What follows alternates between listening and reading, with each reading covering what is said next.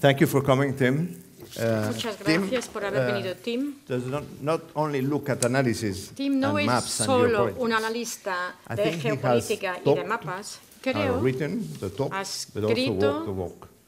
y ha hablado mucho de este tema. He has walked many of his maps. Él ha they are in pasado his por head, todos los lugares his que books, figuran en sus but also mapas in his books. y además ha realmente recorrido British todo from ello Leeds, en sus libros. Tim, Tim, as so many good journalists, Como didn't un study buen journalism. periodista, But he's a británico, journalist with experience in es the un field. periodista He con has experiencia reported en from el Bosnia, campo. from Ahora está Croatia, en from Bosnia, Serbia, during the Croacia, Balkan Serbia, Wars, durante from Kosovo la guerra de los in Balcanes, estuvo en 1999, from Kosovo Belgrade en el during the 89, bombings, en Belgrado durante and los he has bombardeos also covered y the también conflicts in ha Iraq, estado Afghanistan, reportando Syria and sobre el Libya. conflicto en Irak, He was Siria y diplomatic Libia. editor Ha sido el and editor foreign correspondent diplomático for y Sky News corresponsal after the BBC and other de las experience. noticias del extranjero para Before la quitting the BBC job y for Sky News writing books. y Tim's dejó first su book puesto was de reportero Shadow para Place, the escribir overthrow of Slobodan Milosevic, and it was a bestseller in former Él ha Yugoslavia. escrito un His libro second que book realmente ha was sido un Dirty libro de los Northern mejores Bastards, vendidos en...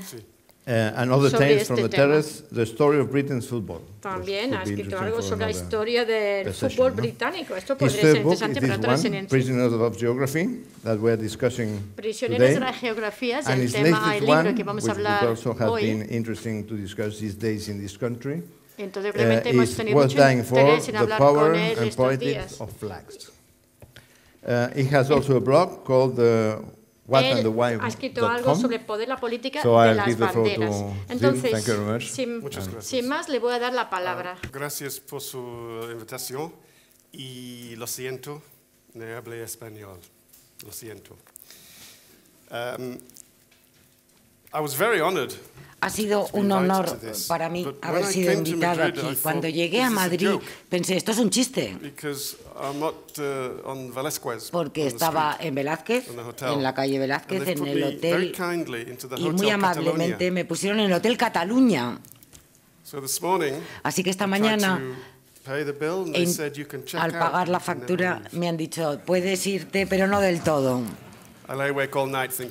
Y esto creo que es interesante respecto a la situación política de Cataluña. Bueno, un mal chiste para empezar. Escribí Prisioneros de la Geografía porque creo que en el periodismo no estábamos explicando uno de los factores determinantes de la historia, que no es el factor determinante, ya que no hay un único factor en la historia, pero sí hay muchos, y uno en el que a veces los periodistas ignoran es la geografía. Mi primera lección fue Bosnia, estuve con las fuerzas serbias que fueron a una aldea y yo les pregunté, ¿qué queréis hacer aquí? Y dijeron, es muy sencillo. Llegamos, se van y nos quedamos con el valle. El valle lleva la carretera y nos quedamos con ella. Todo esto es lógico. Y no utilices en inglés la palabra violencia irracional, porque no lo es. Es lógica, es fría, es racional. Por tanto, aprendí sobre topografía. No sé cómo sería en español, espero que esté siendo traducido, y si lo es la palabra en castellano, topografía. Esto es para explicarles el libro Prisioneros de la Geografía, que intenta poner en contexto dónde estamos hoy, en la edad de la incertidumbre, en la era de la incertidumbre. Nosotros crecimos en un mundo sencillo.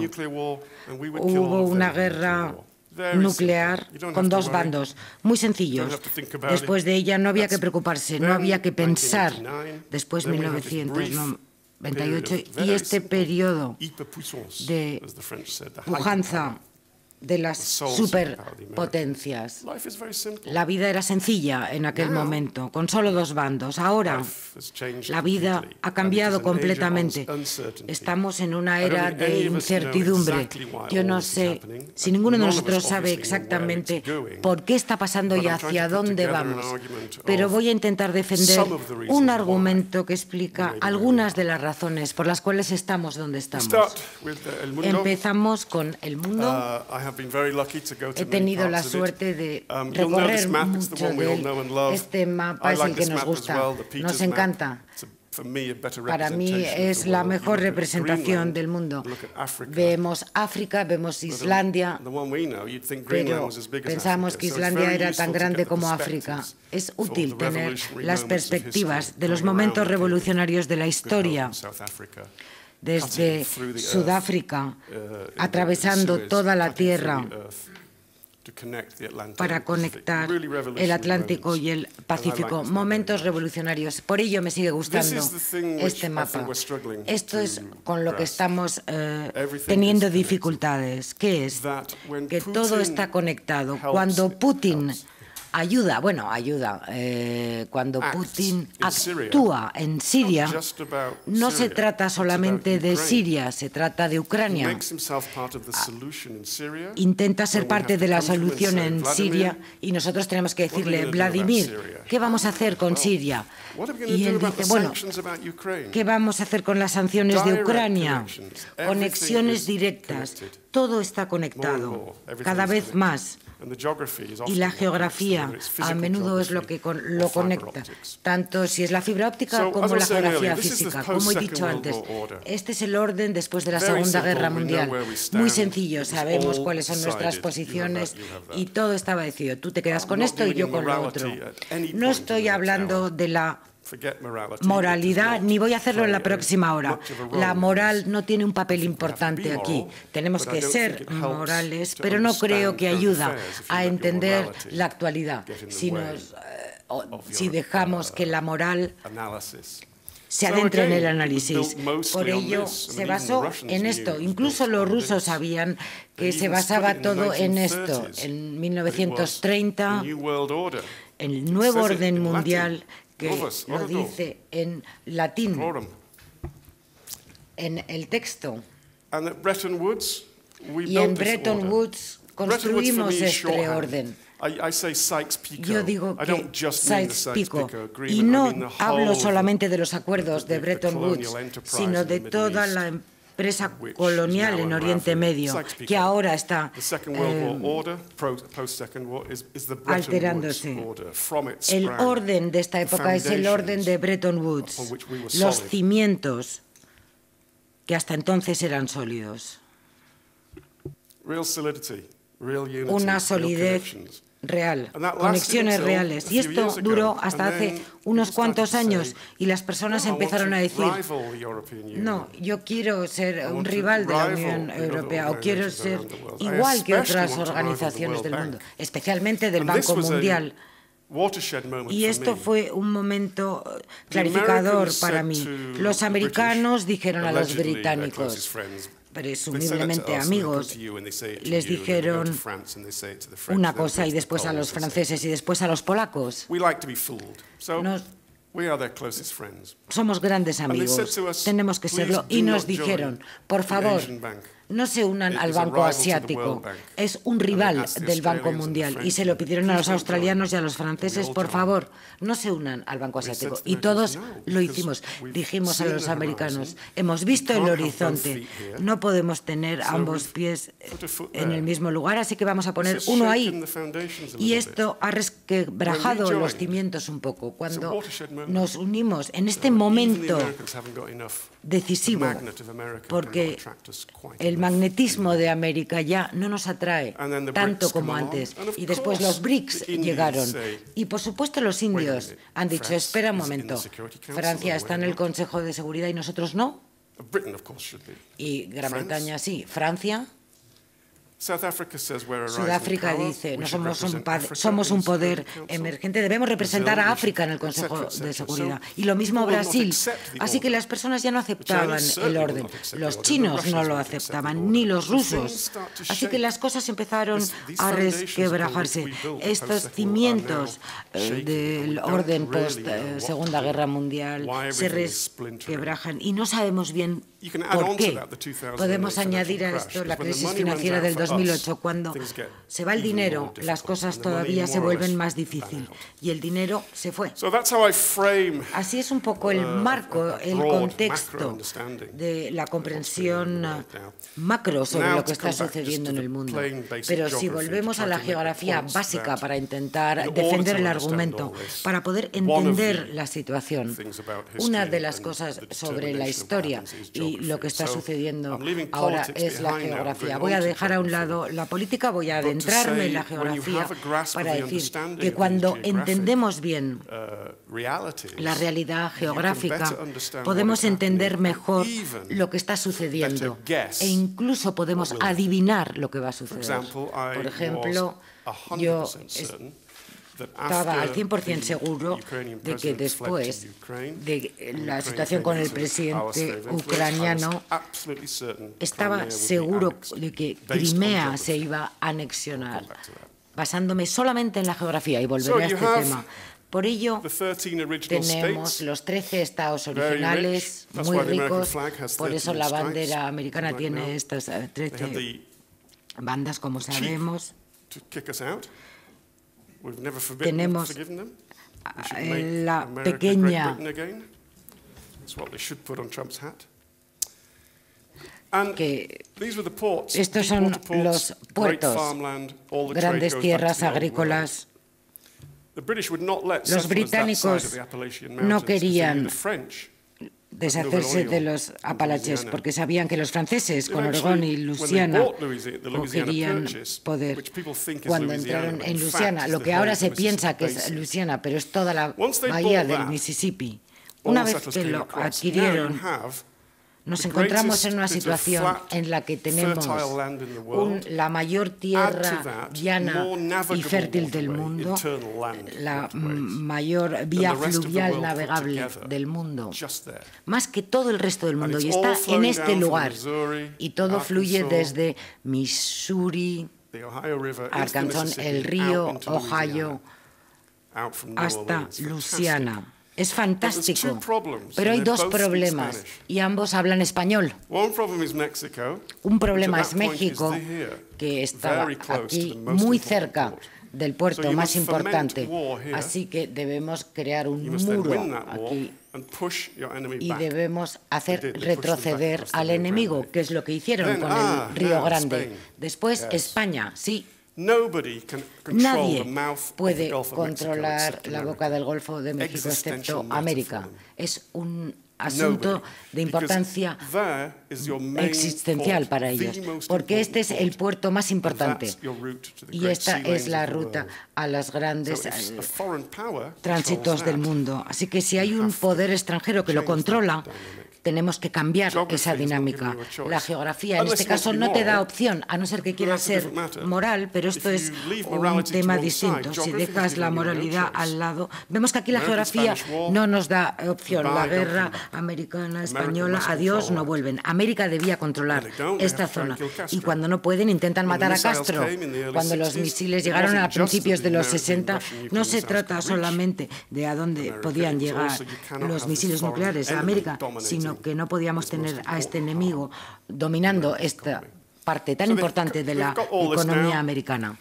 Teniendo todo esto en cuenta, a través de las montañas hacia el Pacífico, y tenemos ahora un poder con dos océanos, el único y el primero del mundo. Podemos proyectar el poder en ambas direcciones. Hacia el norte tenemos hielo, nadie vive ahí, porque los canadienses viven un poco más arriba, nadie. Y si quieren invadirle van a necesitar muchos quitanieves y muchos esquíes.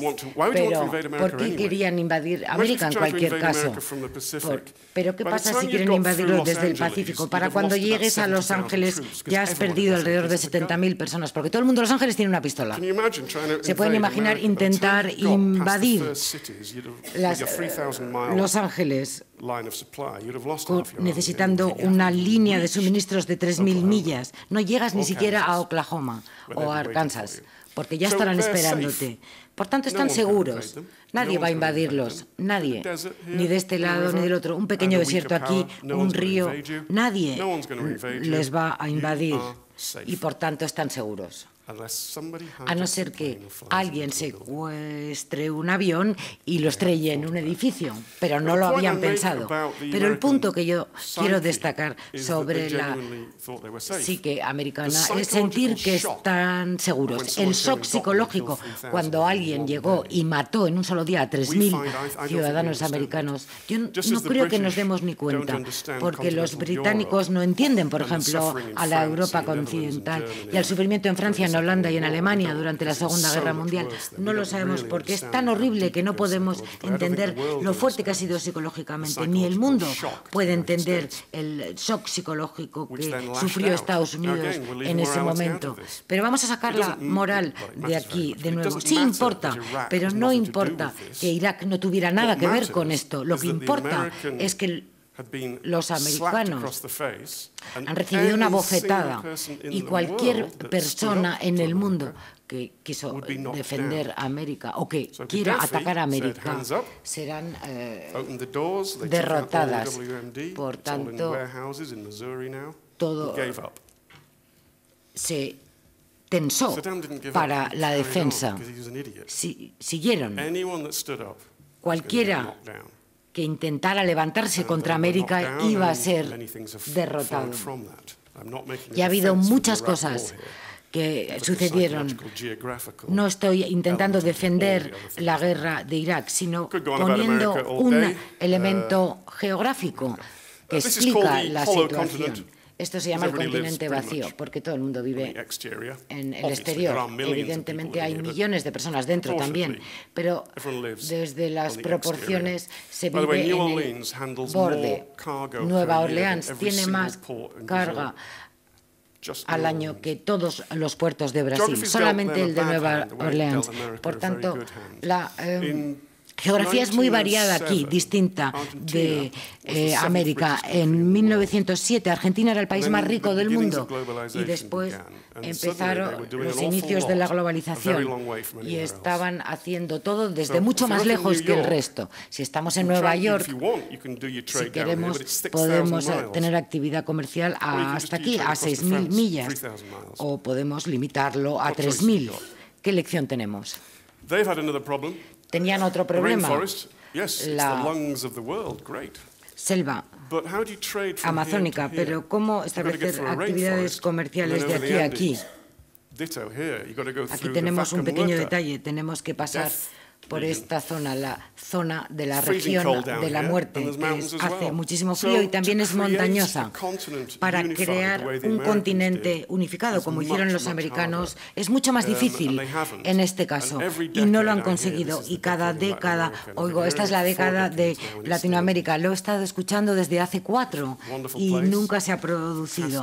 Es un lugar fantástico, hay mucho que está pasando ahí, pero no es todavía la década de Latinoamérica, ni lo va a ser en mucho tiempo. Esta es su década y su siglo, pero no creo que sea el siglo asiático y el pasado el americano. No lo sé. Quizás sea el americano y el chino. La bandera es interesante.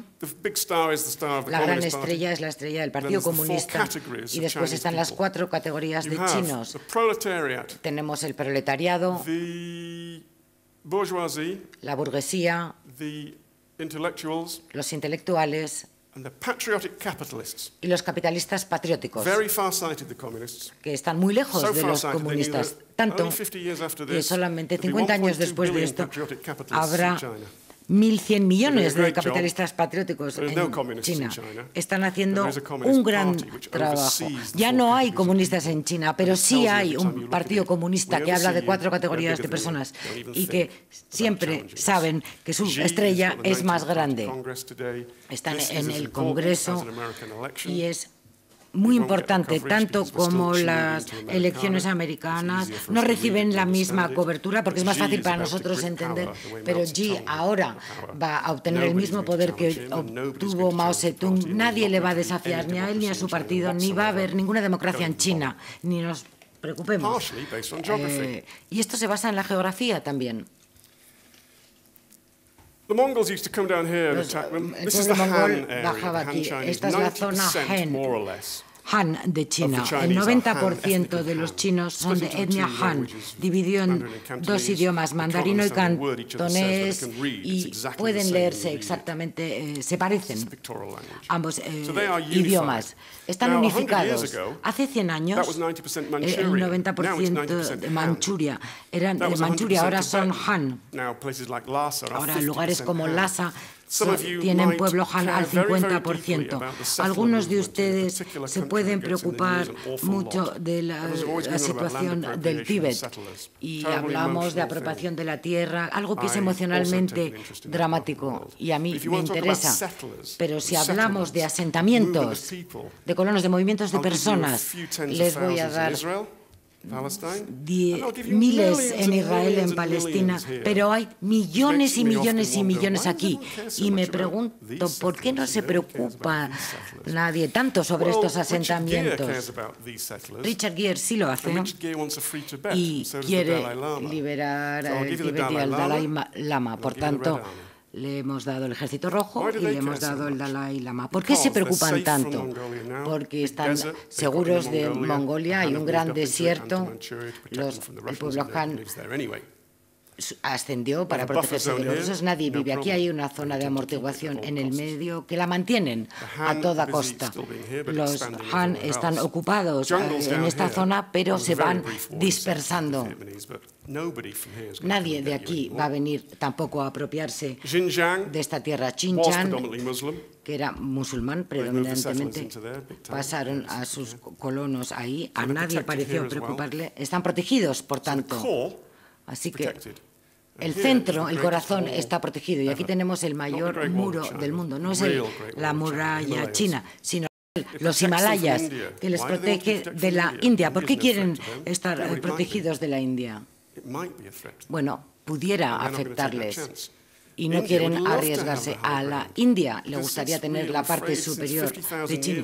Desde hace muchísimos años, cuando nos levantamos a una colina y dijimos, yo me quedo con esta parte, tú te quedas con la otra, no veo que el mundo haya cambiado mucho. Y si pensamos en la civilización, no somos muy distintos de cuando queríamos enviar misiles unos a los otros. No hemos cambiado en todos estos años. Ahora tenemos la capacidad y la habilidad de no hacerlo, de pensar que está mal, pero no hemos cambiado mucho de cuando queríamos dividirnos el mundo. Sigue estando en la cabeza de todos. Hay que proteger las tierras altas, tanto India como China, en Nepal y en Bután, quieren control de ambos estados, quieren controlar las tierras altas, porque esto les protege de la India. La India no quiere invadir, pero imagínense que lo desean, están protegidos. Esta es la vía fluvial china. Todo el agua, o la mayoría del agua, pasa por aquí y la necesitan para la población que tienen. Están protegiendo su corazón, excepto esta pequeña parte de aquí, donde los colonialistas llegaron hace cientos de años. Dominamos la zona costera y decidieron que nunca iba a volver a suceder. Mucho del dinero iba a la defensa marítima. Están acumulando sus defensas aquí, de alto alcance, para alejar ¿a quién? A los americanos. Seguir retrocediendo. Robert Kaplan, el escritor, cree que consideran el mar de la China meridional como los americanos el Caribe en 1904. Es su mar, es su patio trasero. Nadie más puede entrar. Así es como lo ven. Se preocuparon de que no iban a poder controlar el mar y por eso construyeron estos puertos hasta Pakistán y hasta como una ruta alternativa y también la ruta de las perlas en caso de que los americanos se acercaran. Esto es un buen modo de ver China, porque es desde la perspectiva de China. Lo mismo en Moscú. No hay que mirar a Rusia, a Moscú, desde nuestro lugar, sino pongámonos en los zapatos de Rusia. y en China, vayan a China y analícenlo desde aquí. Si piensan a lo chino, entonces verán que son un poder que ha sido generalmente invadido por los bárbaros. Y aquí tenemos un muro frente a nosotros. A veces le llaman el muro de 9 o el muro de 10. Este es un muro que tiene China delante, que son aliados americanos, aliados americanos, aliados americanos.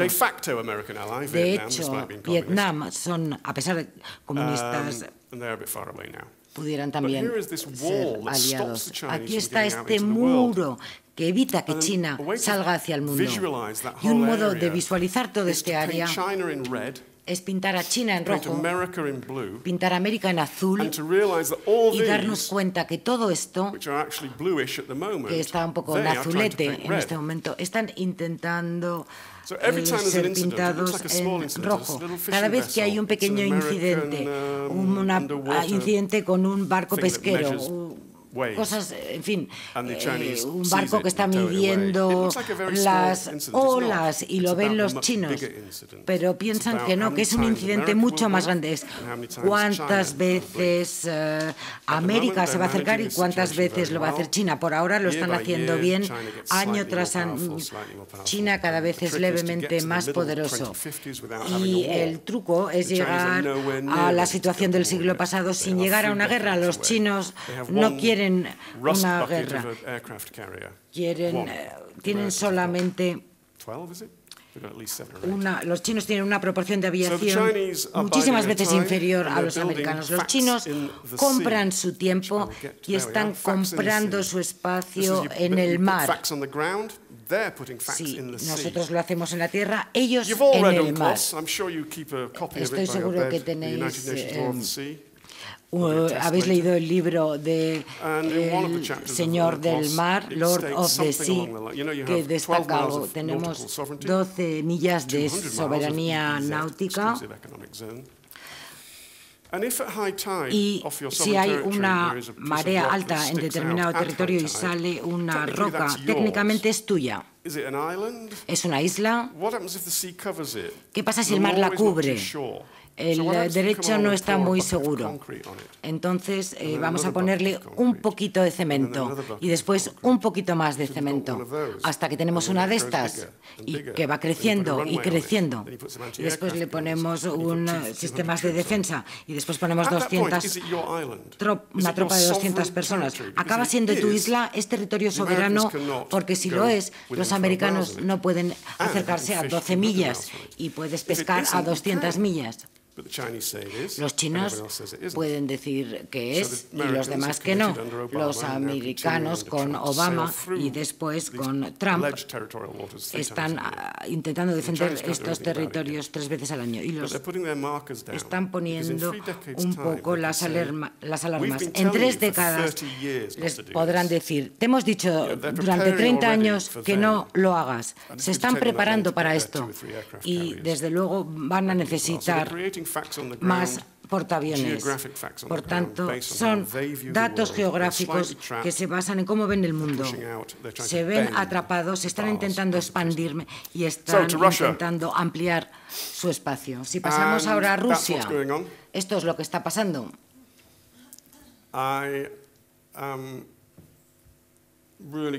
Realmente estoy bastante preocupado sobre lo tranquilo que está todo el mundo con Rusia. Tuvimos una gran conversación ayer por la noche y estamos de acuerdo en que no va a haber una guerra, pero ustedes están más seguros que yo. Y no vamos a ir a una guerra por Ucrania, que no está en la OTAN. La clave es, vamos a ir por Estonia, que sí está en la OTAN. Probablemente tampoco. Si damos esta señal al señor Putin, lo único que hace que no se adentre en Estonia es el semáforo rojo que se llama la OTAN y está un poco pretendiendo que no está sucediendo nada. Pero Rusia es el mejor ejemplo de una cárcel. de una prisión. 2/3 de la población viven en la parte europea y 1/3 en el resto. Yo he estado en las Euro Mountains. Bien, y podemos levantarnos y tener un pie en Europa y otro en Asia. Es fantástico. Yo les pregunté, ¿sois europeos o sois asiáticos? Y dijeron, no somos ninguno de los dos, somos rusos. Y sí, así es como se sienten. Son rusos, no son europeos ni son asiáticos. Hace mucho frío, nadie te va a invadir, esto está bien para ellos. Desde lo negativo, los puertos se congelan. No se puede tener una marina 365 días al año.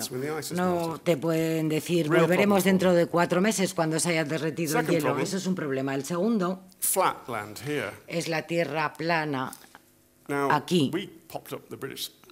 Nosotros, como británicos, hemos estado aquí un par de veces, pero no se equivoquen con los suecos. Durante las últimas 3 décadas han invadido con Björn Borg, con IKEA, con ABBA, con Volvo. De hecho, son una de las naciones más guerreras que han conquistado grandes partes de Europa. Es un chiste, yo no pienso que ya sean tan bélicos, pero tienen esta historia con los cuernos de vikingos. Por ello son uno de los pueblos también más avanzados del mundo. Pero solían invadir Rusia a través de esta parte. Los polacos también, el imperio lituano también. Napoleón llegó en 1912, los alemanes también, y volvieron, ya que no aprendieron la lección la primera vez, volvieron una segunda. ¿Y por dónde? Por este hueco que hay aquí. Esta es la zona de Europa del Norte. Esta es lisa, es plana, es la llanura Nord-Europa. Y un día me gustaría hacer todo este recorrido. Y si lo hago, es a través de este hueco, el más estrecho de 300 millas. Desde el Báltico a los Cárpatos. Aquí está el hueco. Y por eso Polonia sigue desapareciendo del mapa, cambiando de forma, recibiendo distintos nombres, porque está aquí. Mientras los rusos, que saben que van a seguir siendo invadidos y luchando por esta tierra, tienen que limitar solamente y bloquear estas 300 millas. Por eso siempre ha sido Polonia, que es un lugar muy desafortunado para tener un país. Podemos defender 1000 millas o esto. En cualquier modo queremos dominar Ucrania, Bielorrusia y los estados bálticos para hacer esta valla, este muro entre ustedes y nosotros, desde su perspectiva, desde la perspectiva de Rusia. Creo que es un estado gestionado por gángsters y creo que están ocupados dividiéndonos, están abriendo una agencia de noticias en Escocia. ¿Y por qué? ¿Por qué los rusos querían tener una agencia de noticias en Escocia? Me pregunto, en este momento de división. Fraccionamiento, vale. Pues tenemos que tener una zona de amortiguación, se puede llamar Ucrania, lo que queremos, entonces USSR, pero es el imperio ruso. Entonces, USSR solamente fue otro nombre para el imperio ruso, nunca ha sido otra cosa. Entonces, si ellos han tenido a toda su población aquí, va a haber muchísimos problemas aquí, de problemas y revoluciones entre los mismos rusos. Y entonces, no tienen un puerto que dar mar salvo el puerto que está en Ucrania. Está en la parte de la Unión Soviética, pero ahora ya no forma parte de la Unión Soviética. Bueno, para nosotros está bien, porque nosotros lo que podemos es encerrarles allí. Pero de repente, cuando Poroshenko se va a Moscú, y en este momento la Ucrania tiende a girarse hacia el occidente. Y media hora más tarde, Ucrania tiene que aceptar que Rusia ha anexado Crimea debido a Sebastopol. No tenía otra opción. Entonces, un yo creo que un líder democrático ruso siempre hubiera hecho. Esto lo dio a los ucranianos en 1957, pero él pensó que iba a ser con los rusos para siempre, pero bueno, fue un problema muy complicado y ellos tuvieron la opción debido a la geografía. De todo ello, creo que el nacionalismo es el factor más importante de él. Él dijo, la caída del muro de Berlín ha sido el mayor catástrofe del siglo XXI. No la Primera Guerra Mundial, ni Auschwitz, ni las hambrunas de Stalin, ni de Mao. Él dice que la caída del muro de Berlín ha sido la mayor catástrofe del siglo XX. ¿Y por qué? Bueno, vamos a volver al tema de Crimea. Ellos tienen que tener este puerto. En este puerto no tienen un puerto de aguas calientes. Sale del Mar Negro y se pasa por el Bósforo. El Tratado de Montreux en 56 tiene que pedir a Turquía permiso para enviar un buque de guerra allí. Y dicen que sí, pero en tiempos de guerra Turquía va a decir que no. Entonces, ¿cómo pueden sacar su flota por el Mar del Norte? Pues lo tendrían que hacer luchando. En caso de guerra, pues aquí están los poderes de la OTAN. Entonces, así es como ellos ven el mundo. Ellos están atrapados. Nosotros pensamos que tienen grandes terrenos, ellos van progresando, ellos están pensando en un oso enorme, pero está atrapado por todo lo que está a su alrededor. Entonces ellos han pasado por el Bósforo, pasaron aquí este poder de la OTAN y aquí tenemos Montenegro. Entonces, eso está a punto de unirse a la OTAN. Entonces hubo un golpe el verano pasado, 3 o 4 meses antes de unirse o formar parte de la OTAN. ¿Y quién estaba atrás? Pues los eslavos, porque estaban relacionados con Rusia.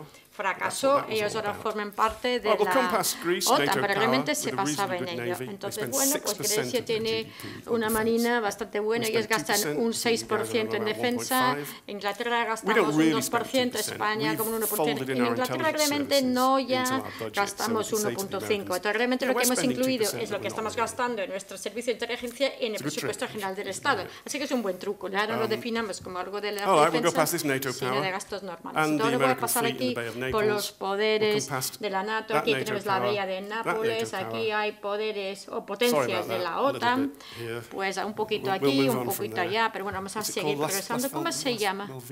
Las Malvinas, creo que hay por ahí algún lugar. Bueno, entonces vamos ahora a las rutas marítimas, pero desde la perspectiva rusa. Vamos a mirar desde su perspectiva.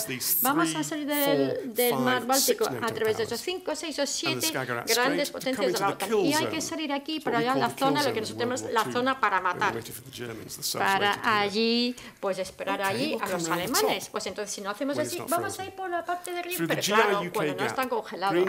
Entonces, aquí tenemos Finlandia, Islandia y el Reino Unido. Esto es la brecha. Y en estos huecos, ahí estamos esperando. Ellos realmente se sienten totalmente atrapados. Ellos piensan que todos vamos a por ellos, pero están muy confundidos. Todos estos países tienen gobiernos democráticos que han elegido con el derecho del Estado de formar parte de la OTAN. Entonces ellos también fueron parte del Acuerdo de Varsovia. Entonces, obvio, entonces esos países es un país de la OTAN o de la Unión Europea. Entonces, geográficamente, es una de las maneras que podemos entender a Rusia y calcular esto con todo lo demás. El valor del rublo, las ventas de petróleo, la personalidad de Putin, pues todo y muchas cosas. Pero la geografía no va a cambiar. Y la geografía es un indicador de lo que pueden hacer si les da la oportunidad. Por ejemplo, ellos quieren estos 3 países que vemos aquí, porque para ellos se consigue que son rusos. Ahí el 50% de la población hablan en ruso. Es el derecho en Rusia. Si una persona conecta en Rusia tiene problemas en el mundo, hay que ir a ayudarles. Entonces yo posiblemente puedo ir a matar a los rusos en los estados bálticos para ir a ayudarles. No es nada complicado. Entonces, bueno, simplemente bombardea un mercado un domingo. Y luego la última luz roja de la OTAN es... Pensamos que él va a hacer esto, pero bueno, vamos ahora a hablar un poquito más de la fantasía, porque bueno, estamos de acuerdo que no va a haber una guerra, porque hay demasiado juego, vamos a cortar el oleoducto de Rusia, pero también tenemos que tener una línea muy dura. Y entonces, bueno, nosotros vamos a hacer de este corredor de aquí, tenemos... El corredor de Kaliningrad está controlado por las tropas rusas y se conecta a Bielorrusia y también tiene armas nucleares ahí en Kaliningrado. Entonces, hay una valla aquí, Aquí tienen Bielorrusia y tienen la región aquí donde ellos están fomentando la guerra y de repente han puesto la valla justo ahí de frente porque han perdido este gran valle de aquí. Entonces, en caso de una crisis, se puede cerrar este corredor y tenemos 3 países miembros de la OTAN justo detrás de la línea.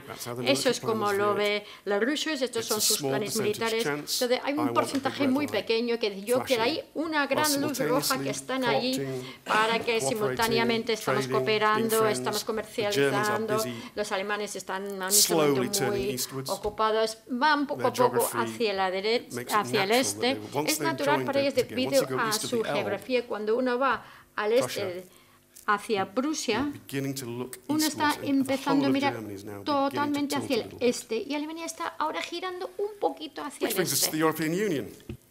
Vamos a pasar ahora a la Unión Europea. 12 estrellas para un círculo perfecto de unidad. En 1955 el Consejo de Europa creó esta bandera. Salan fue un miembro.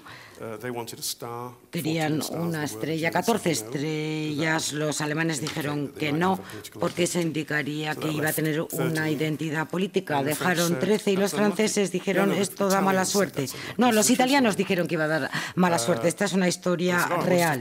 Bueno, pues 12 entonces. Y esta es por la razón por la cual la Unión Europea tiene 12 estrellas, una razón bastante peculiar. No es una bandera, es un emblema de Europa, porque las banderas designan Estados-nación. Y esto es una representación del Consejo de Europa. Es parte de este desmembramiento, agrietamiento que estamos presenciando. Y nosotros somos un síntoma, no una causa, los británicos. Yo he votado para permanecer, lo digo claro. Pero si sacamos todo esto, vamos a añadirle la crisis migratoria. Esto es difícil de ver con esta luz, pero cada uno de los puntos que van a ver aquí representa 17 personas que escapan de la guerra y de otros peligros. Y tenemos un cronómetro. Solamente en el 2001 las personas se van fundamentalmente del sur al norte, hacia Europa, provienen de África. En 2013 tenemos que fijarnos en Ucrania, que está aquí. Cada uno de los puntos, 17 personas, cada una de ellas con su historia. ¿Hacia dónde van? Hacia Colombia, Centroamérica, la Costa de Marfil, 2009, Oriente Medio, 2010 y en el 2011 de pronto una gran explosión, un gran movimiento desde Siria que sigue y continúa. Aquí tenemos a Ucrania, hacia Rusia. 400.000 refugiados. El punto que quiero destacar con todo esto es que es un modo bastante dramático de verlo, pero son datos. África, como han visto, con grandes números que vienen. Habrá 2.200 millones de africanos que no van a permanecer ahí. Yo no lo haría si no tuviera un trabajo. También me iría para encontrarlo hacia el norte. Si el 10% viniera, serían 100 millones. No sé si tenemos espacio para 100 millones. Quizás sí, también tenemos que hacer sitio para las personas de Afganistán, de Oriente Medio y de Pakistán. Tenemos que añadirlos a todos, pero no sé si llegarían a los 100 millones. Lo importante es que la crisis migratoria que ha ocupado la política europea solo acaba de empezar. No ha llegado a su momento álgido, sencillamente ha empezado. ¿Y qué impacto va a tener en nuestra política? Bueno, pues no va a ser bonito. Hace 10 años, la mayoría de nosotros conocíamos al Front National. Tienen una larga historia. Cuando yo era corresponsal en París en los 80, conocí a alguien del Front National que me pidió el pasaporte. Yo no sé si han cambiado tanto. Vemos la alternativa o Alternative for Germany, que también está a la derecha. Golden Dawn. Tenemos a miles de personas en Grecia que han votado por un hombre que lleva un uniforme, y yo sé que la imagen que lleva en el uniforme es una esvástica, por mucho que le llamen de otra manera. Y ha habido miles de personas en Grecia que le han votado. Después el People's Party, ahora en el poder, Dutch Party for Freedom. Los holandeses y los franceses están manteniendo un contacto que desde luego es una basura. Las elecciones alemanas también estamos, y después los americanos, claro, con el famoso pelo de Trump. Así que, ¿de qué modo todo esto está suponiendo un ascenso de la extrema derecha? Vamos a ver a Le Pen frente a Chirac. Ella dobló el número de votos. Dobló el número de votos. ¿De qué modo esto tiene un impacto? ¿Cuál es la narrativa que tienen? Como hemos visto también en Alemania, con 96 escaños en el Bundestag. La primera vez desde los 60 que la extrema derecha, que había un partido en los 50 que también lo era en Alemania, pero en general la extrema derecha está presente en Alemania. Y ahora tenemos a este joven en Austria de 31 años que se va a acostar con el Freedom Party para gobernar.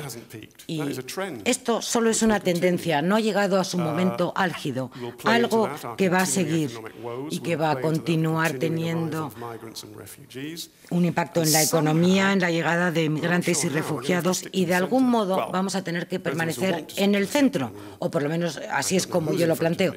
Yo no sé ustedes, yo soy un hombre de centro, porque ha sido algo que no está muy bien visto en mi país, pero yo lo soy y voy a permanecer. En mi página web indico que los extremos son fáciles, el centro es lo difícil. Y para nosotros, y los que piensan como yo, creo que tenemos que permanecer unidos y transmitir el mensaje a los jóvenes que están atrapados en todos estos mensajes que les llegan de los extremistas. No os fiéis de ellos, debemos decirlo. Nosotros, los escritores, los periodistas, tenemos esta responsabilidad, porque en mi país, y lo veo también aquí, vemos que los extremos están creciendo y el centro está disminuyendo. Oh my God, dice OMG. Oh, Dios mío. Y sí, formamos parte de este proceso. Y a mí me encanta el título de este periódico. Si saben inglés muy bien, sabrán por qué es un chiste. Porque fracturación no funciona. Bueno.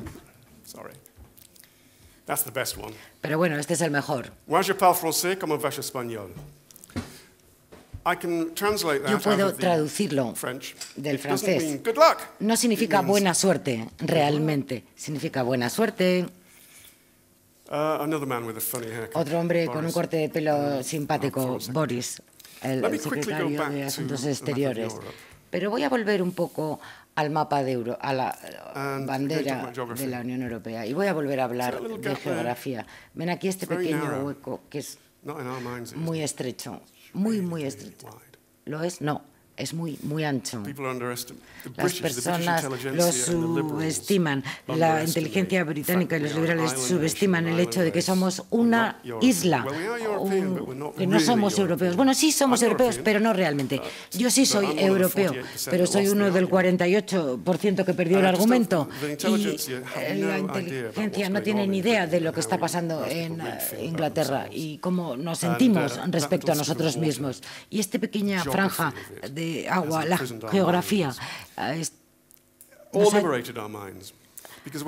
puesto nuestras mentes en una prisión o la ha liberado, porque cuando estábamos en nuestras revoluciones, distintas revoluciones en el siglo XIX y XX, cuando vemos todas ellas, y también las plagas que sufrimos, nosotros estábamos bastante tranquilos. Así es como se ven los británicos. Tranquilos, sin problema. Estuvimos ahí durante 300 años con alguna dificultad con los escoceses, construyendo una democracia sólida. Ustedes, los europeos, estaban teniendo sus revoluciones y matándose entre sí. Pero ahora la Unión Europea, esta organización corrupta, horrible, que le dice a todo el mundo lo que tiene que hacer y que tiene unas raíces muy débiles en la democracia, pero a mí me encanta la Unión Europea, pero está corrupta hasta su centro. Y bueno, no sabemos. Esto es lo que piensan los británicos. Por tanto, vamos a nuestro aire. Dicen los británicos, y las personas se ríen cuando hablamos de la Inglaterra global. Pero sí, fíjense en todos estos techos que tenemos aquí. Hay un buen mercado aquí que es tan fatal. Para llegar aquí tienen que pasar por esta zona. Todas las rutas marítimas. Diamond escribió un libro en el que destacaba que si ves Egipto y la Marina egipcia, te preguntas ¿por qué tienes una marina? Bueno, los británicos tienen muchos robles para construir naves y si no lo hubiéramos hecho, no hubiéramos podido hacer lo que hicimos. Lo mismo respecto a España, pero si hablamos de los techos del mundo, vamos a ser estas Inglaterra mundial y vamos a abrir todas las rutas marítimas. ¿Cómo hacerlo? Bueno, da un poco de miedo. Hemos tomado una decisión. Vamos a estar tranquilos, pero las personas que querían permanecer en la Unión Europea creíamos que era el fin del mundo. Pensábamos que íbamos a ir al infierno después del Brexit, pero yo creo que el mundo va en un carromato ahora, mucho más lento, y el mundo siempre se ha ido al infierno en un carro, como decimos en la expresión inglesa. Y quizá no sea así. Quizá el Brexit termine estando bien, porque yo pensé después del Brexit que iba a caer el país que iba a haber el mayor desempleo del mundo y sin embargo tenemos el mayor crecimiento en los últimos años. No se ha desplazado ni se ha caído el suelo bajo nuestros pies. Por ello ahora estoy relajado. Pero veremos a ver lo que sucede. Tenemos un poco de paz ahora. ¿Qué pasa con Europa? Bueno, siguiendo hablando del Brexit, aquí tenemos el artículo 50, tenemos que saber exactamente cuánto vale. Y terminando con un par de regiones. No hay nada positivo que está sucediendo aquí, solo cosas negativas, y eso va a seguir siendo el caso. Cuando entendamos a los sirios, tendremos que entender la geografía y la religión. Los americanos, cuando llegaron aquí, vieron a los iraníes su gran sueño histórico, poder salvaguardar contra los árabes el flanco occidental. Pero los americanos entraron sin saber bien qué estaban haciendo y dieron a los iraníes un Irak dominado con un gobierno central en Bagdad, con ejército dominado por la etnia minoritaria. Y ahora, si volvemos a Bagdad y Damasco, con los alawitas, ¿cuál es la situación que tenemos? Las órdenes de Teherán y los han conectado. ¿Y qué está aquí? Beirut. Se pierde Beirut, Hezbollah. ¿Y qué hace Hezbollah? ¿Quiénes son? La Shia. Y tenemos todo este corredor de Oriente Medio y viceversa. Pagan sus salarios, garantizan que se ha perdido por lo menos 3.000 hombres en Siria. Los iraníes también, 2.000, intentan también sacrificar a los militares de Afganistán que pierden hombres cada semana en Siria. Por tanto, de un modo de vista religioso y geográfico, tienen que mantener este corredor abierto y el resto debe respetarlo. Y aquí es donde la situación iraní se puede explicar a través de la geografía. Solamente hay una autopista aquí. El 70% de la población vive a ambos lados de la misma. Cuando las personas hablan de la oposición, de haber conquistado Siria, lo que han conquistado es arena y no hay problema.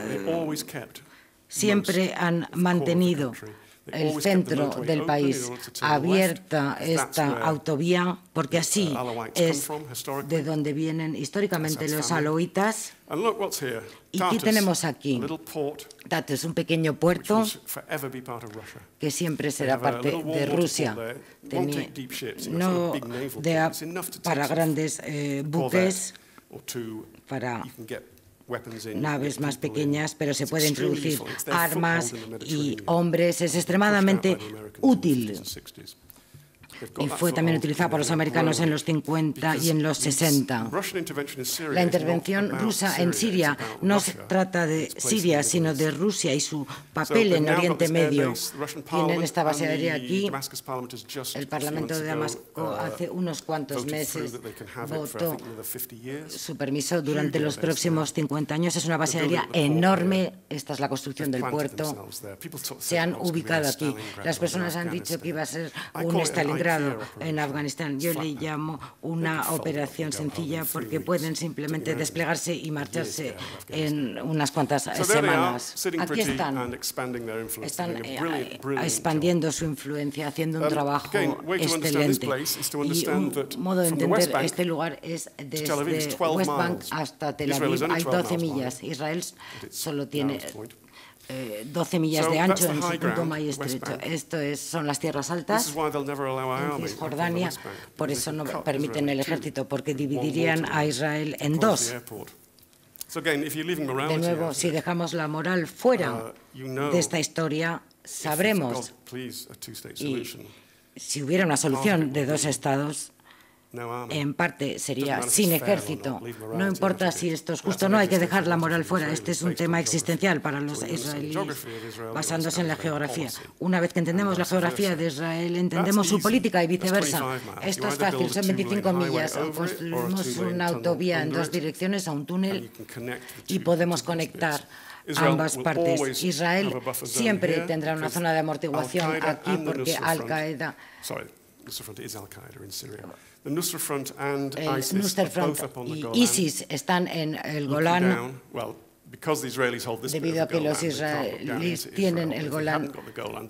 Si no lo tuvieran, estarían mirando hacia Israel, intentando fomentar los problemas en Jordania. Imagínense que Jordania subiera, en este momento está detenida, se sentarían en la frontera. Por tanto, los israelíes necesitan un amortiguador. La geografía nos ayuda a entender las líneas básicas de la política. He pasado por todo esto. Me encanta este mapa. Cuando era un niño y estudiaba los mapas de Inglaterra y España están aquí, pero cuando lo vemos así, vemos estos océanos enormes. Estos son los estados. El océano Ártico. Clinton dijo, tenemos pueblos en el Ártico y también ciudades, y lo tienen, y están construyendo algunas más, con 8.000 personas para ocupar todo este territorio. Están trabajando con rompehielos, y lo hacen de tal modo que en el 2008 tuvieron un concurso para renombrar el océano Ártico. Me pregunto quién decidiría esto.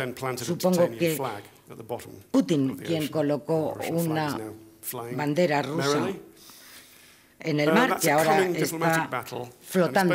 Se convirtió en una batalla diplomática sobre las zonas de exclusión.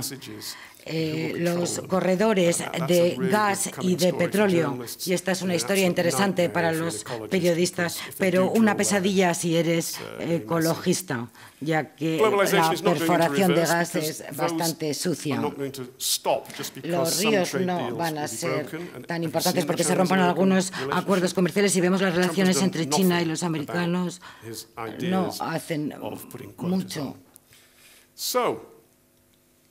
Por tanto, y finalmente, estoy pensando en algo positivo, intentando pensar en algo positivo. Y no se me ocurre nada, pero veo que Europa está en círculos concéntricos. Vamos a ver cuáles son las lecciones que podemos llevarnos. Y la primera es que la geografía y la política siguen importando. No sé si es bueno o malo, pero creo que hay muchos crímenes históricos y sus problemas, pero me alegro mucho que el Estados Unidos sigue siendo el país del mayor poder del mundo. Y bueno, como he puesto al final, no te preocupes, sé feliz, que don't worry, be happy.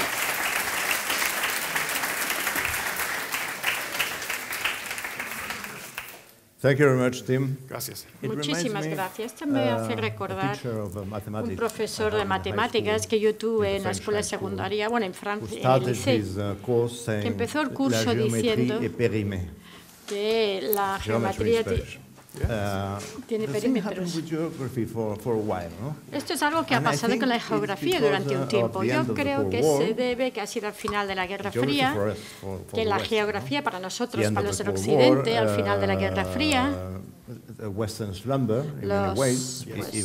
occidentales estaban más o menos durmiendo, luego la globalización, la digitalización y la idea que el mundo no tiene tantas fronteras y la geografía no tiene importancia. Pero esta teoría sigue siendo importante porque estamos hablando de ello. Pero yo creo que es importante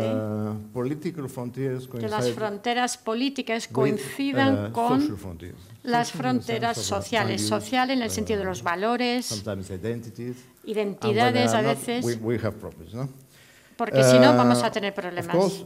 Por supuesto, Europa, la construcción europea es una manera de superar la geografía, o podemos tener una nueva geografía de valores sociales, pero eso no se puede hacer rápidamente, por supuesto, quizás no.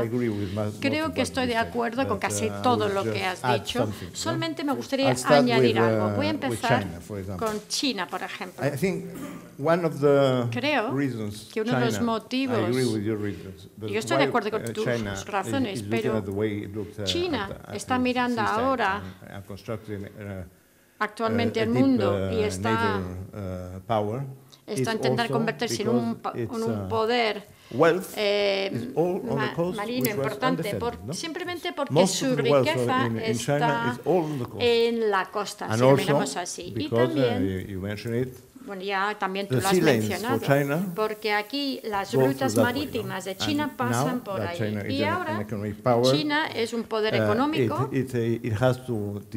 y tiene que defender las rutas marítimas. El 80% del petróleo y gas todos los días pasa por el estrecho de Malaca.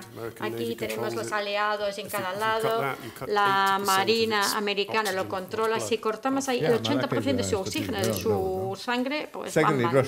Y segundo, Rusia. Bueno, aquí no lo ha dicho, pero en el libro has dicho que Rusia, debido a su gran tamaño, es un poder europeo y no es un poder asiático. Y quizás no se sienten europeos, pero sí miran hacia Europa, mucho más que miran hacia los países asiáticos. Hay algo que a mí se me olvidó decir de los chinos. Yo creo que los chinos tienen una herramienta muy importante en el mundo. Es la diáspora china. Y funciona, porque invierten en China, muchos salen fuera pero vuelven a China. ¿Y qué es la diáspora china? Pues yo creo que eso nos explica un poco de la influencia de China en esa zona de ahí, sobre todo en el sudeste de Asia, que si uno no toma en cuenta quién controla qué economía, no vamos a entender nada de esta zona, porque estas zonas aquí tienen sus complicaciones. En términos de los Estados Unidos y el Reino Unido, y el poder, existen unas islas muy pequeñas, pero tienen mucha importancia, las Islas de la Ascensión, yo también he estado allí, y Malvinas, por supuesto, también he estado en las Malvinas.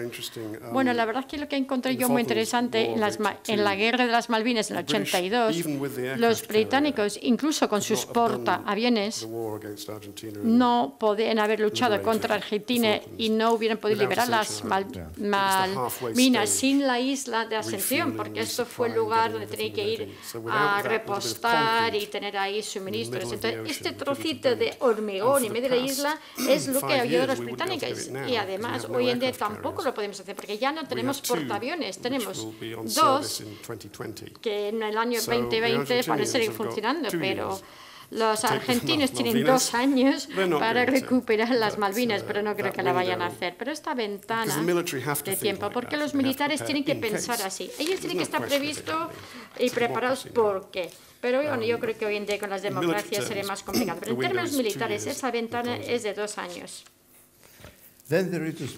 Luego tenemos un espacio que yo también creo se trata de la geografía y temas geográficos. El Internet también está sujeto a la geografía geopolítica. No sé en qué fuera ese genio que inventó lo que es la expresión de la nube, pero la nube está en la Tierra.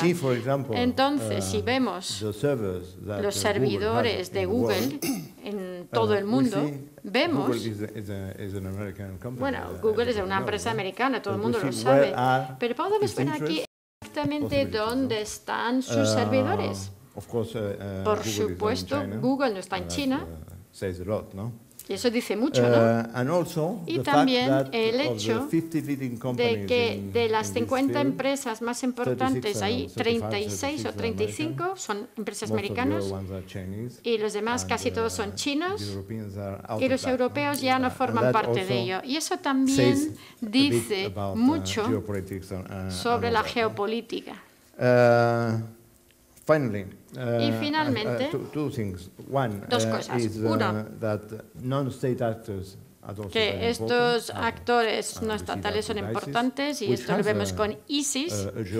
Ellos sí que tienen su propia geografía. ISIS tiene geografía, pero creo que estos actores se están convirtiendo en fuerzas más políticas. Pero teniendo en cuenta cómo los americanos estudian la región del Oriente Medio y Asia y el norte de África, vi un mapa de hace tiempo y también está viendo, pues, por supuesto, ahí está Gibraltar. Entonces, su obsesión es Asia Central, no es el Mediterráneo per se. Entonces, yo creo que has olvidado 2 cosas que yo creo que son muy importantes. Y hay dos portugueses, Grota Morón y también Inatea. Claro, esto es importante para África. Sí, es verdad, se me olvidó. Y finalmente, muestras los mapas, pero hay una persistencia, pero no resistencia, pero hay persistencia que los mapas que han sido dibujamos con las personas que han dibujado esto desde la parte occidental, pero en Asia ellos van cortando con líneas rectas a través de tribus. Y estos persisten hoy en día, incluso en el Oriente Medio, cuando yo veo que hay algún tipo de intención de realmente buscar las fronteras y las líneas, y vemos que hay una resistencia. Y eso depende cómo, vemos cómo los iraquíes pues han empezado sus invasiones en tierras locales. Yo tengo 2 preguntas. Una, un amigo ha escrito un libro hace años en que se dedicó a un capítulo como los diferentes papas tienen diferentes opiniones o ideas sobre Dios. Y yo creo que los líderes del mundo tienen diferentes mapas en sus cabezas. Entonces, mi primera pregunta, por lo tanto, es ¿qué piensas que es el mapa que tiene en su mente Trump? Bueno, aparte de lo que nos ha explicado antes, por supuesto. Yo creo que es un mapa muy oscuro.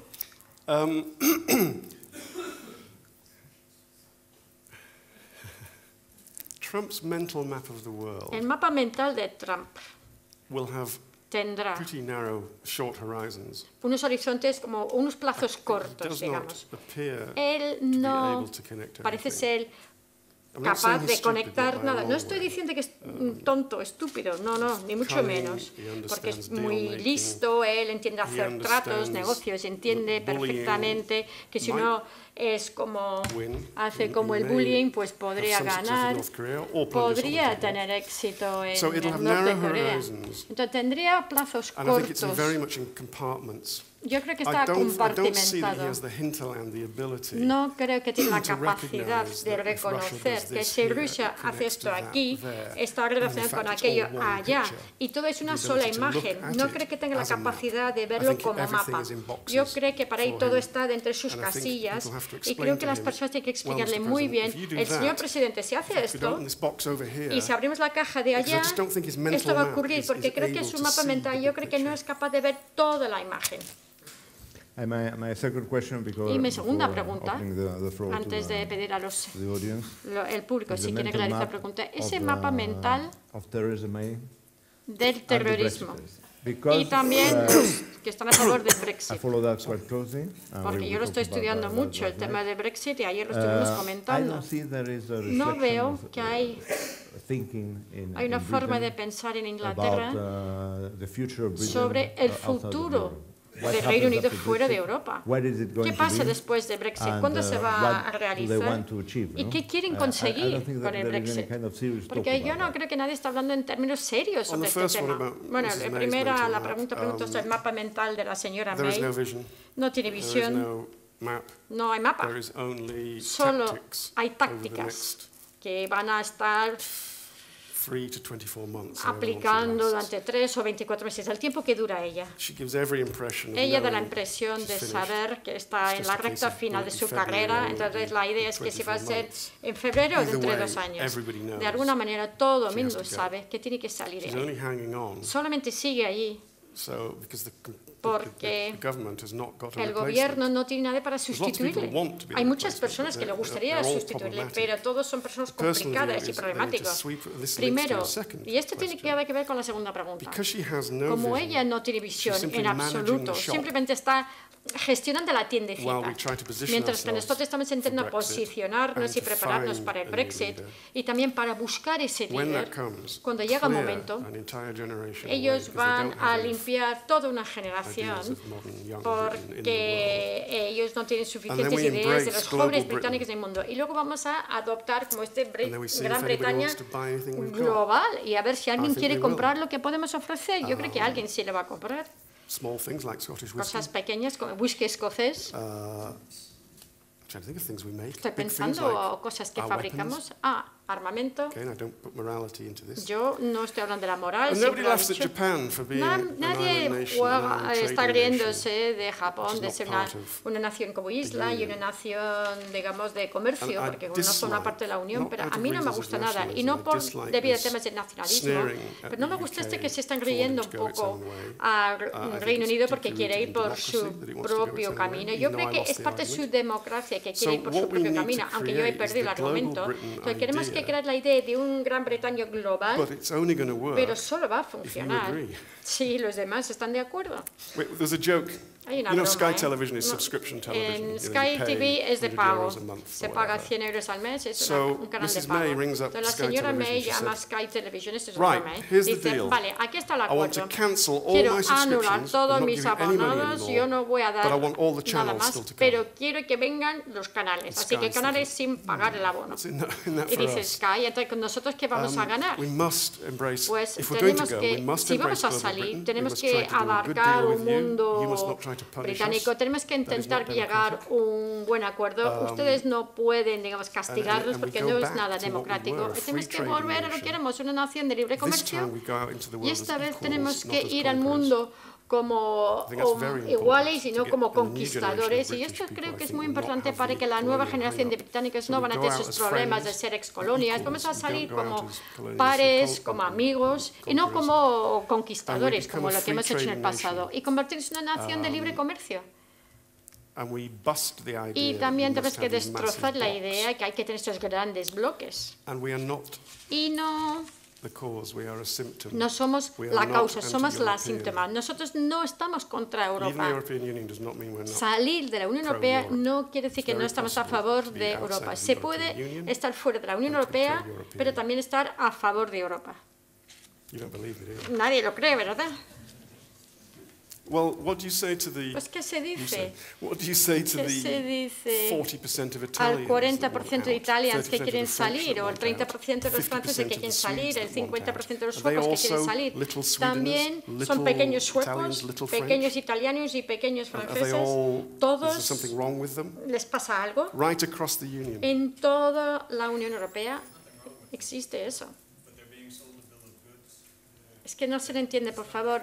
Necesito un micrófono. Sin micrófono, por favor, no nos entra el sonido.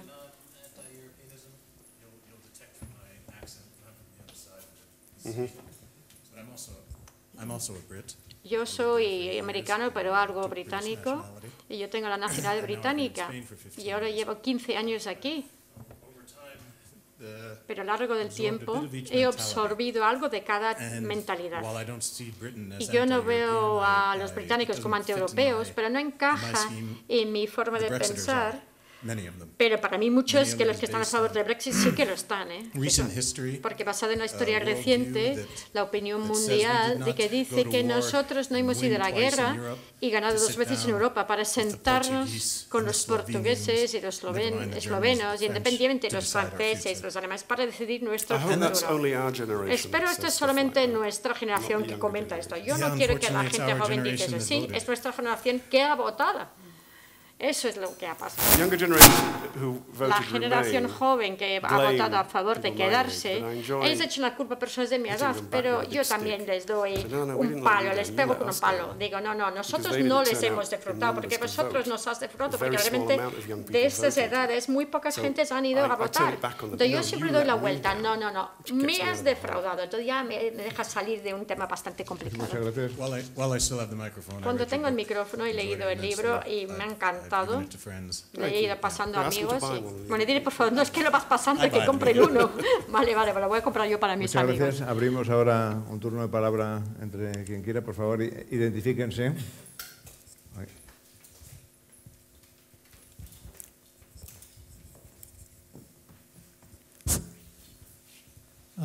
Thank you very much. My name Muchas gracias. Me llamo.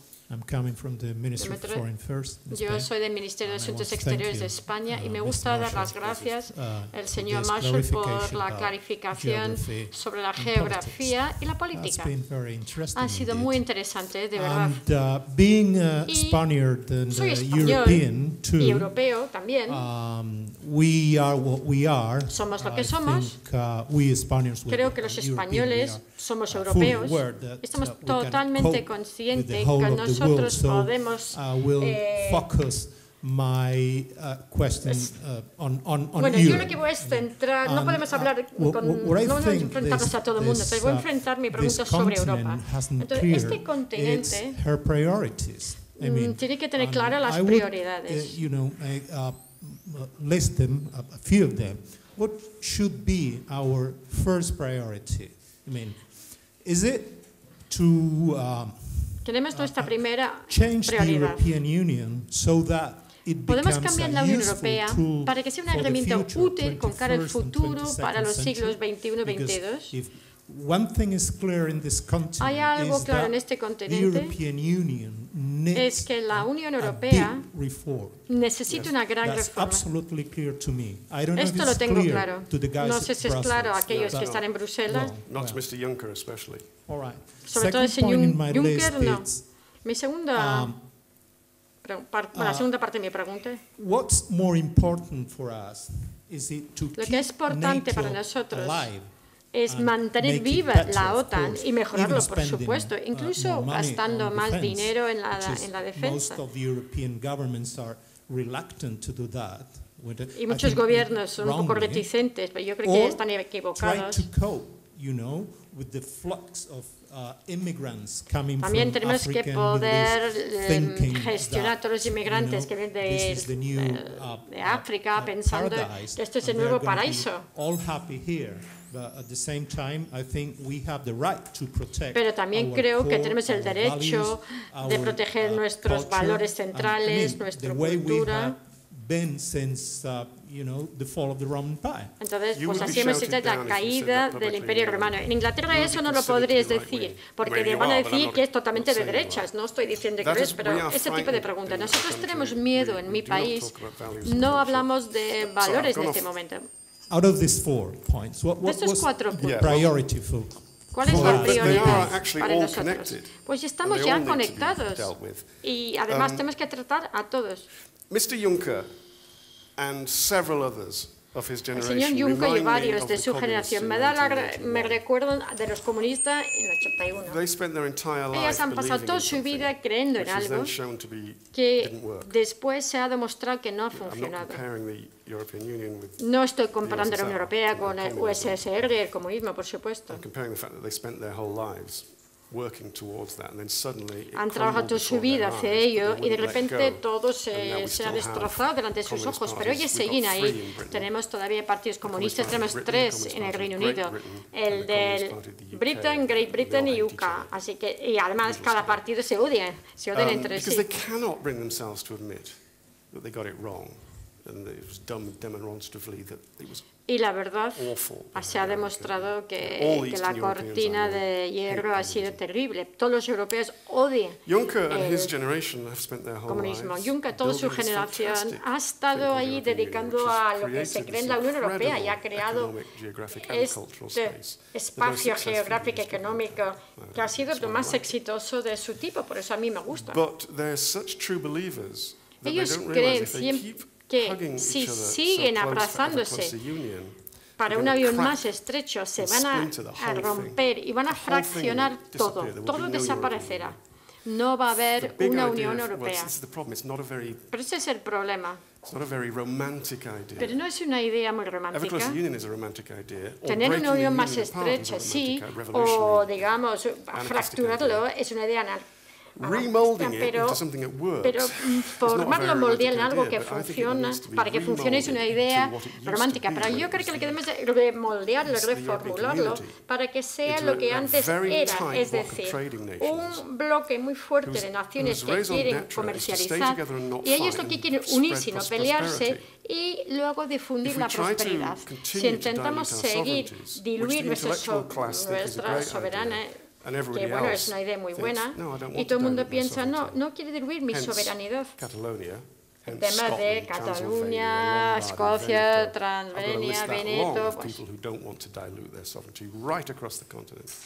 yo pongo una lista de países que realmente no quieren hacerlo, y si intentamos mucho lo vamos a romper. Entonces, la mejor idea es de modificar en un bloque de comercio. Y no queremos perder nuestra soberanía. La OTAN debe de seguir juntos con el liderazgo americano y tenemos que pagar más, porque la guerra todavía podría existir en Europa. Y afortunadamente, si pensamos que no puede ocurrir, quizás esto puede ser parte del problema que da lugar. Así sucede. Yo estaba totalmente sorprendido con una persona de 30 años ir a Bosnia y ver una guerra, experimentar una guerra. La verdad que en Belgrado, cuando yo vi que estaban bombardeando una ciudad capital, no somos los países volcanos, pero no es algo que no puede pasar. Es poco probable, pero tenemos que unir a la OTAN con el liderazgo americano y tenemos que gastar más y poner ahí esa luz roja. Y bueno, sobre el tema de la cultura, pues sí, los británicos están muy avergonzados sobre el pasado colonial. No puedo decir que realmente es algo muy agregado. Realmente estamos muy apenados. Entonces, como pensamos tanto en ello, no nos deja pensar claramente. Y la verdad es que puedo decir, la verdad es que me gusta bastante esta cultura, la catedral, y bueno, si yo no soy religioso practicante, pero también me gusta esta civilización, a pesar de todas las matanzas que ha habido en el pasado, pero tenemos que proteger y alimentar, respetuando otras cosas. Pero en este momento tenemos tanto miedo de nuestra propia cultura, entonces damos muy poco valor en ello, que realmente estamos diluyendo por todas partes. Las personas que realmente están aguantando todo son la clase trabajadora en todo el continente. Ellos son las personas que ellos han dado lugar al Brexit y ellos también son los que se van a unir a los partidos de derechas. Entonces, si no valoramos la cultura de ellos, que nosotros debemos dejar atrás, porque nosotros estamos por encima del nacionalismo, estamos flotando aquí. Si yo puedo ir a su ciudad, puedo hablar con usted, o poder hablar de Rembrandt, y nosotros conectamos inmediatamente porque estamos flotando por encima de todo, pero todos los demás no están en ese tipo de reunión. Entonces, su culto lo están, digamos, dejando en un lado. Entonces, esto sí que nos va a conducir los gobiernos muy de derechas. Antes ha relacionado un poco el carácter insular del Reino Unido con el Brexit.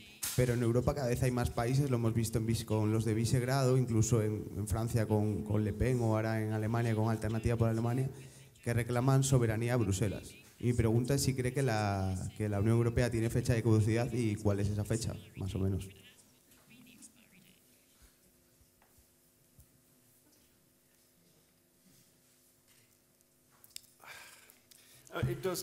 Pues depende de los próximos pasos.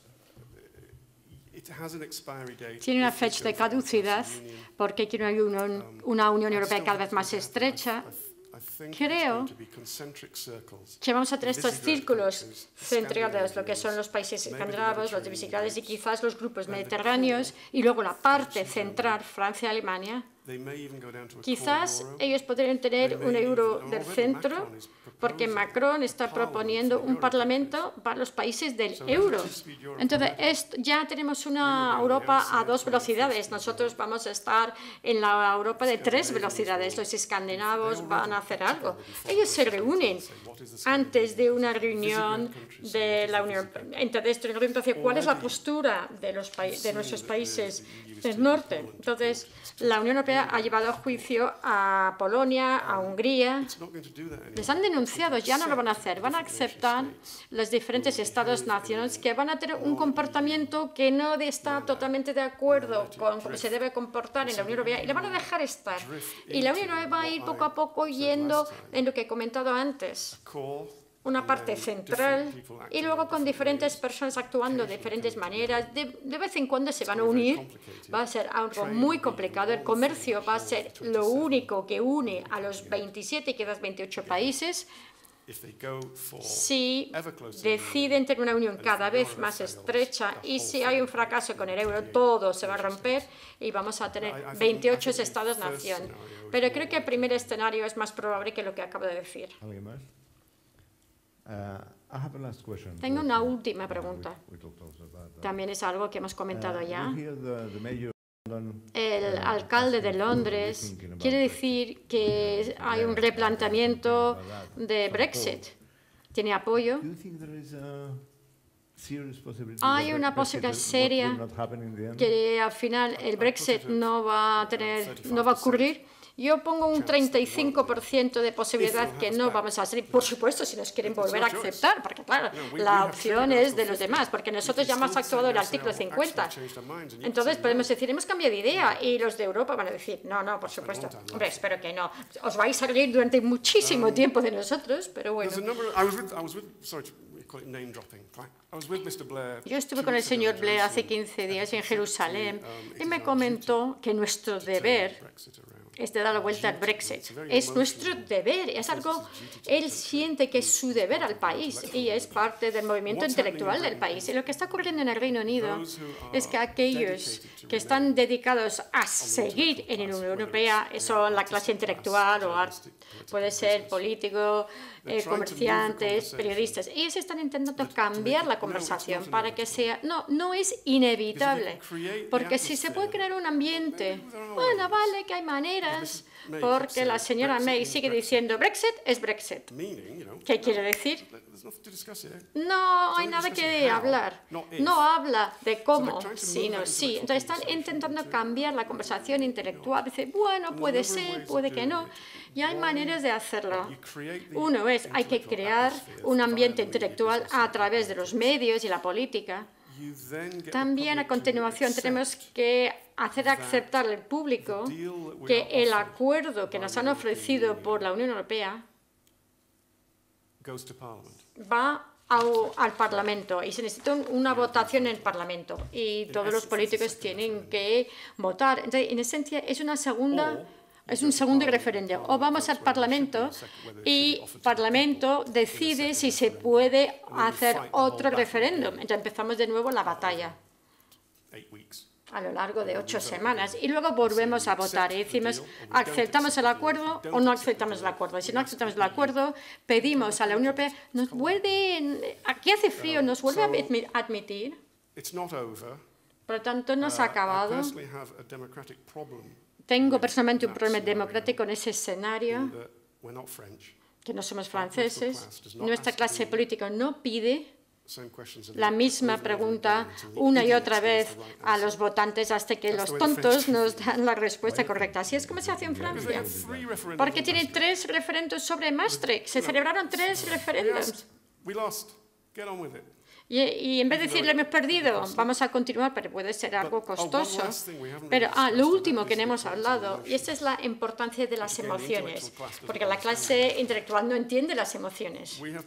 Tenemos personas en Escocia, en la zona más pobre, que saben perfectamente que a nivel económico ellos van a estar en una peor situación. Lo saben, pero no quieren formar parte de Gran Bretaña porque sus emociones superan su bolsillo. La situación en Cataluña es diferente porque es una zona muy rica, pero fuera de la Unión Europea y los bancos, etcétera, Cataluña quizás va a tener que luchar bastante. Pero si uno es nacionalista que piensa en la libertad, la película de Braveheart de Mel Gibson, que estaba ya en la Cruz Roja, si uno cree en esa película, eso es más importante que lo que es el bienestar económico, porque libertad, el nacionalismo, la autodeterminación, esto está por encima de los argumentos económicos para algunas personas, y no hay suficientes personas que entienden esa emoción, porque no hay suficientes de nosotros, no existimos suficientes como nosotros a un nivel específico. Si hay tiempo, una pregunta más. Yo trabajo en el Ministerio de Defensa. Solo tengo una pregunta. Ha comentado que probablemente uno de los escenarios posibles es que la parte económica es lo único que une a los países europeos. Si no podemos convencer de nuevo a nuestra gente que necesitamos una unidad política. Teniendo este escenario, entonces, solamente los factores económicos son los que realmente nos unen. Es decir, solamente la OTAN tiene la capacidad para unir más o menos todo el mundo en un organismo de defensa y que también está basado en nuestros valores centrales. Sí, para la defensa de Europa creo que la OTAN es mucho más importante que la Unión Europea, porque la OTAN puede sobrevivir sin la Unión Europea. Entiendo que ambas organizaciones van a sobrevivir. Yo creo que la OTAN es lo que mantiene la paz y creo que la Europa es lo que nos ha hecho que compense la paz. Entonces, la Unión Europea nos ha dado prosperidad y la OTAN ha defendido la prosperidad. Por lo tanto, están muy, muy intervinculados. Creo que tenemos que pagar más. Creo que la OTAN va a sobrevivir. Pero bueno, desde que yo he tenido 20 años y bueno, he hablado mucho de lo que es un ejército europeo y Macron ahora está volviendo a hablar de este tema del ejército europeo. Sin América No vale ni una vela, como decimos en Inglaterra. Y tenemos que pagar nuestra parte. Y cuando dice, ¿por qué no lo estamos pagando? Pues lo dice de una manera horrible, además con esta cara tan mala. Pensamos que todo lo que sale por la boca es ridículo. No, muchas cosas que dicen son ridículos, pero no todo, porque fue Obama que nos llamaba como los que vamos gratis. Todo el mundo nos gustaba gratis. Nadie decía, ay, mira lo que está diciendo eso, porque dice que los europeos van sin pagar. Entonces, porque todo el mundo le gustaba a Obama, pero Obama tenía razón. Porque nosotros realmente dependemos de los americanos, somos los que aprovechamos de las cosas, los free riders, vamos a tener el dividendo, vivimos el dividendo de la paz después de la Guerra Fría. Es una forma muy antigua de pensar. Ese dividendo de la paz ya no existe. Ahora tenemos que gastar dinero en la OTAN. ¿Una pregunta más? Sí, aquí no.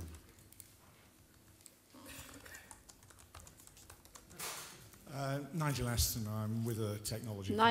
Ashman, yo trabajo con Amadeus, vivo aquí. Me gustaría preguntar uno sobre una parte tecnológica. Has mencionado la influencia de Rusia, Google, etc. ¿Va a llegar un momento en un futuro previsible, sobre todo por parte de los rusos, cuando su proteccionismo, esto pueda lograr una oportunidad por un ataque utilizando la digitalización, ciberataques y, como he dicho, como una manera de atacar en vez para que nosotros podamos defender nuestros intereses? Pues sí, está pasando de alguna manera. Yo creo que lo hacen mejor los coreanos, los chinos, pero los rusos están ahí en la Liga de los Campeones y nosotros estamos muy, muy a la zaga. Yo creo que todos los europeos, los británicos, los rusos tienen edificios con cientos y cientos de personas, fichan por la mañana, pasan el día, que uno se ha escrito un blog y dice algo contra Rusia, le están pagados para colocarlo. Hay personas en Rusia que están pagados y le paga el Kremlin para quitar esos comentarios. También se les pagan para molestar, para insultar personas. Todas las redes sociales en Rusia están ya defendiendo y contestando, y ellos quieren infiltrar a nuestro subconsciente. Y luego veremos RT. Y varias veces, bueno, en el Reino Unido quitan la RT porque les quitan de la retransmisión, y Sputnik tiene en Escocia una parte ahí. ¿Por qué? Porque quieren dividir el Reino Unido, por eso están ahí. Pero son muy buenos porque ellos lo entienden mucho mejor que nosotros, porque van 10 años por delante. No digo que nosotros debemos de emplear cientos de personas a nivel estatal, pero debemos de reconocer qué es lo que están haciendo. Son muy buenos en envenenar a nosotros contra nosotros mismos. Ellos dicen constantemente que somos terribles. Yo veo RT y yo leo Sputnik simplemente para ver las posibilidades de estas historias que cuentan. Son fascinantes. Si fuera de un lugar, si alguien mata a alguien con arma blanca en un pub, pues dice, uy, Inglaterra se está cayendo. Ese es el mensaje que dan constantemente, que el Occidente se está fracturando, las sociedades se están cayendo. Cualquier pequeña manifestación. Cuando había esas luchas en Cataluña, los rusos estaban encantados porque hacen eso muy bien y lo reflejan en todos los medios. Y la gente dice, la gente no ve estos programas como Sputnik y RT. Algunas personas lo ven, algunos lo leen esto, un poquito aquí, un poquito allá. No solo trata de sus miles, se trata de toda la imagen. El segundo punto. De momento no hay un tratado sobre el ciberataque, ciberguerra, porque es demasiado complicado. Pero están trabajando sobre un tratado. Así que un ciberataque sobre la infraestructura de las aguas es un acto de guerra. Lo están ahora redactando los chinos y los americanos. Están mucho más adelantados que nosotros. Entonces, el Consejo de la Seguridad de las Naciones Unidas, todo el mundo tiene que firmar algo de un tratado, un cibertratado, o sea, que nosotros entendemos que un ataque sobre las instalaciones de electricidad es lo mismo como si mandasen bombas. Bueno, creo que todos estamos de acuerdo que tenemos realmente que tratarlo y necesitamos algún tipo de tratado de paz que nos explica cómo vamos a comportar dado ciertas circunstancias. Bueno, pues muchísimas gracias a Tim. Ha sido un tour de force. Gracias. Muchísimas gracias por venir.